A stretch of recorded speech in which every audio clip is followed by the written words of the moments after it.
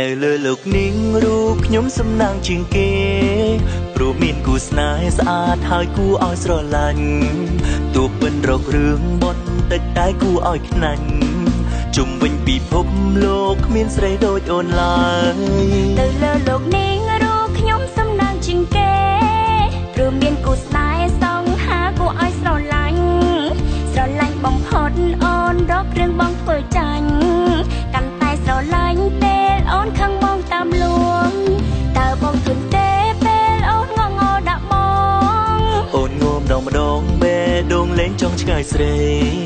បងនឹងលួងអូនរហូតដល់ជីវិតស្អែកអរគុណចរណៃតែងធ្វើឲ្យស្រីញញឹមសុភ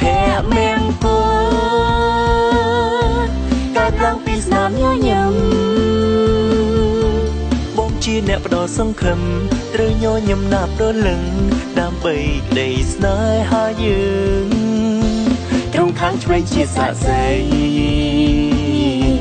ទូមានរឿងអ្វីយើងត្រូវប្រឹងឡើង